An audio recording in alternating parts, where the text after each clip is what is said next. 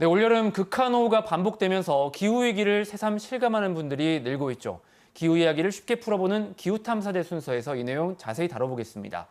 오늘도 기후탐사대의 대장 광주과학기술원 윤진호 교수와 함께합니다.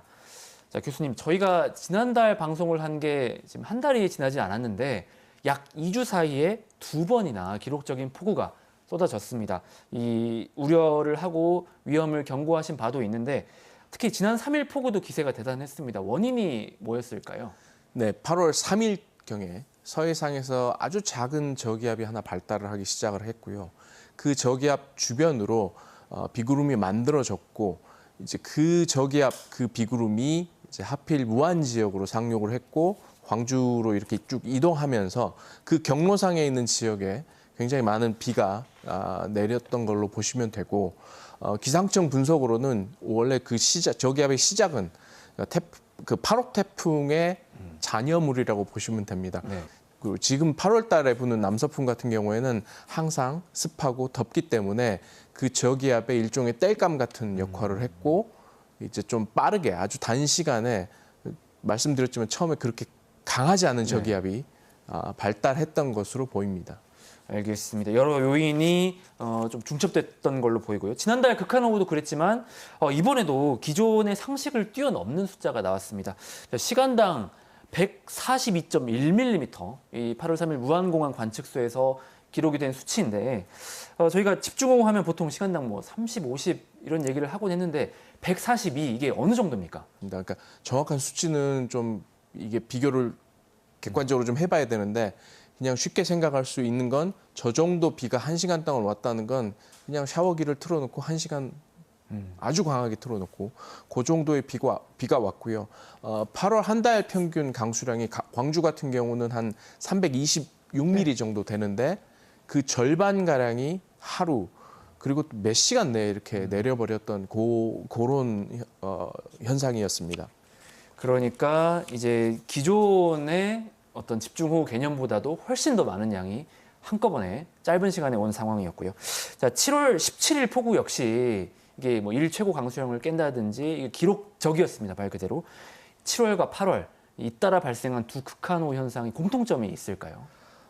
그 시간당 강수량이 보셨던 것처럼 뭐 상상할 수 없는 숫자들이 이렇게 내려버렸기 때문에 그런 기록적인 면에서는 공통점이 있고요. 네. 시스템 자체는 조금 다르긴 합니다만 또 북태평양 고기압의 가장자리에 위치했고 발달한 그런 강수 사례라고 보시면 되기 때문에 이게 큰 규모에서는 비슷하고 아주 작은 규모에서 이번 강수, 그러니까 지난주 강수 같은 경우는 그 저기압이 발달한 거였고 7월 달 강수 같은 경우는 뭐 전선이 좀 발달한 그런 케이스라고 좀 보시면 됩니다. 알겠습니다. 두 호우, 극한호우 모두 이게 뭐 200년 빈도의 강우다. 그렇게 분석된다는 보도도 있었어요. 근데 200년 빈도라면 200년마다 한 번 나타나야 되는데 2주가량 만에 한 번씩 나타났다. 이런 일이 더 잦아질 걸로 예상하십니까? 그 기후변화 때문에 이제 공기가 따뜻해집니다. 공기가 따뜻해진 공기의 특징 중에 하나는 훨씬 더 많은 수증기를 머금을 수 있습니다. 그래서 똑같은 시스템이 들어온다 하더라도 수증기가 많으면 그리고 하필 그게 북태평양 고기압 가장자리에 있는 그 수증기의 고속도로 같은 곳에 위치하면 이 시스템은 엄청나게 많이 자랄 수 있고 비가 많이 올 수 있고 그렇습니다. 그러니까 비가 오는 것 자체는 어떻게 보면 좀 우연적인 게 있습니다. 그러니까 주사위를 던지는 것처럼 비가 올 때도 있고 안 올 때도 있고 이제 그런데 기후변화는 이 주사위에 있는 숫자들을 1에서 6까지가 아니라 2, 3, 4, 5, 6, 6 뭐 이런 식으로 바꿔버리는 겁니다. 네. 그러니까 똑같은 주사위를 던지지만 6이 나올 확률이 더 높아지는 그러니까 강수가 더 많이 올 확률이 훨씬 더 높아지는 거라고 보시면 됩니다. 주사위 비율을 드셨으니까 이제 뭐 던지는 것에 따라서 숫자가 달라지겠지만 이제 그 가능한 범위가 점점 더 강수가 극한으로 오는 그런 확률이 높아진다 이런 말씀으로 이해를 하면 되겠고요. 네. 네, 이 두 차례의 극한호우가 예상보다 더 빠르고 갑자기 다가왔다는 점도 눈에 띄었거든요. 근데 실제로 기상청 예보를 보면 갑자기 뭐 호우 경보가 내려진다거나 예상 강수량이 상향 조정된다거나 이런 상황이 있었습니다. 이게 극한호우를 정확하게 또 신속하게 예측하기가 좀 어려운 건가요? 극한호우 특히 이제 이번 두 번의 사례 같은 경우에는 어느 정도 예보는 했는데 설마 비가 이렇게 많이 올까라는 예보는 굉장히 하기가 어려운 거라고 보시면 될 것 같고요. 그리고 또 하나 말씀드리고 싶은 건 예보는 틀릴 확률이 있습니다. 그런데 제일 좋은 예보, 제일 정확한 예보는 최대한 단시간에 나온 예보. 그러니까 하루 전에 나온 예보보다는 6시간 전 예보보다는 3시간 전 예보가 훨씬 더 정확합니다.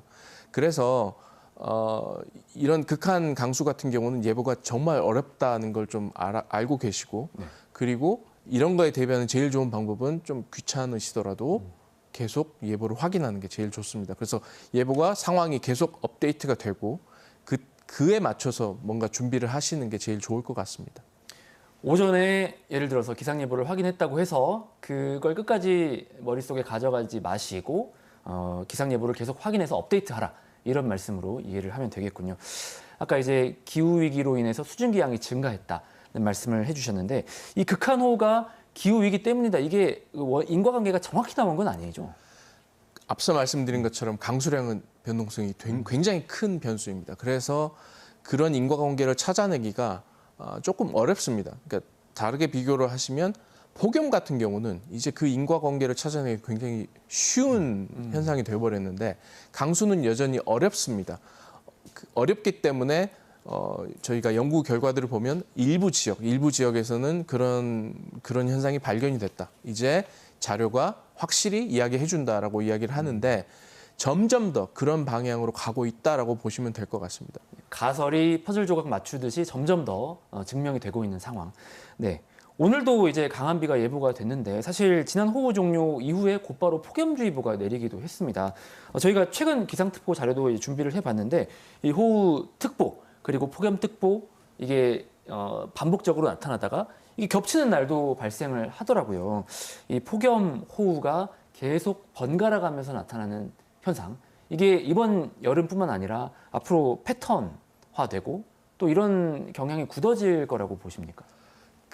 저런 현상이 나타났던 게 아마 한 2018년 폭염이 크게 오고 그 한 2주쯤 후에 굉장히 강한 비가 왔었거든요. 네. 이제 그런 식으로 저희들이 이제 그 사례를 보고 굉장히 특이하다고 했었는데 이제는 그 정도의 시간 간격도 두지 않고 그냥 폭염경보 그다음에 동시에 호우경보, 집중호우경보가 올라오거나 혹은 뭐 아주 그 짧은 시간차를 두고 올라오거나 이런 일이 나타나고 있기 때문에 앞으로는 조금 더 이런 현상들이 빈번해질 것으로 보고 있습니다.